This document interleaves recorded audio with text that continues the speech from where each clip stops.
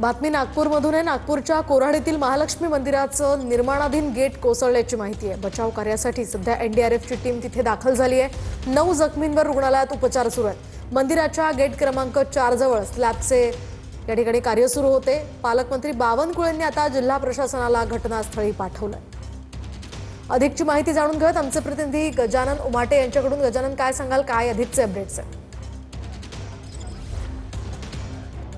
नक्कीच मी घटनास्थळी पोहोचलेलो आणि आपण बघू शकता हेच प्रवेशद्वाराच्या स्लॅबचं काम सुरू होतं, पण तो स्लॅब सुरू असतानाच ते स्लॅब कोसळला। त्यात काही मजूर जे आहे ते त्या ठिकाणी जखमी झाले, त्यांना रुग्णालयात दाखल करण्यात आलेलं आहे। नागपूरचे पालकमंत्री चंद्रशेखर बावनकुळे यांनी तात्काळ प्रशासनाला सूचना दिली। एनडीआरएफची टीम, नागपूरचे जिल्हाधिकारी आणि सर्व वरिष्ठ पोलीस अधिकारी या ठिकाणी पोहोचलेले आहेत। नागपूरचे जिल्हाधिकारी डॉक्टर विपिन ईटनकर सर माझ्यासोबत आहे। सर, काय परिस्थिती आहे? नाही, गेटचं कास्टिंग सुरू होताना ते कोलॅप्स झालेलं आहे, त्यामुळे जे आपले लेबर जे अटकले होते, जे त्यांना काम करत होते, त्यांना थोडीशी इंजुरी झाली। त्यांना सगळ्यांना आम्ही सुखरूप हॉस्पिटलला, आम्ही मॅक्स आणि नंदिनी हॉस्पिटलला हलवलेलं आहे। कसलीही सिरियस कोणाला इंजुरी नाही, मायनर इंजुरीज आहे, त्याचं ट्रीटमेंट चालू आहे। आणि सध्या जे प्रोटोकॉल आहे, जे जे एक ॲक्सिडेंट झाल्यावर जे करते सगळे प्रोटोकॉल्स आपण ॲक्टिवेट केलेले आहे। एनडीआरएफची टीम आहे, पोलीस प्रशासन आहे, महसूल प्रशासन आहे आणि सध्या आतमध्ये कोणी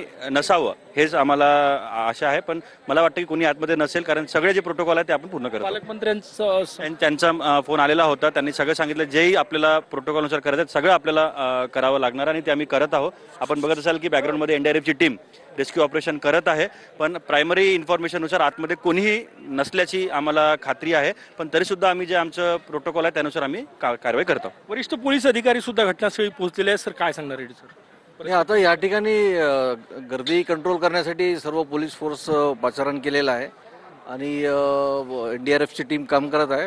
आतापर्यंत जे जखमी आहेत सर्व हॉस्पिटलला पोहोचलेले आहेत, कुठल्याही प्रकारची कॅज्युअलिटी आतापर्यंत रिपोर्टेड नाही। आणि फक्त एकदा खात्री करून घेण्यासाठी पूर्ण डेब्री चेक करण्याचं काम सुरू आहे। नक्कीच आपण हे दृश्य या ठिकाणी बघू शकतो। नागपूरचे जिल्हाधिकारी सांगतात की आत शक्यता कमी आहे कोणी असण्याची, तरी पण एनडीआरएफची टीम जी आहे ती या ठिकाणी पोहोचलेली आहे आणि कोणी आत आहेत का? नक्कीच धन्यवाद गजानन, दिलेल्या सविस्तर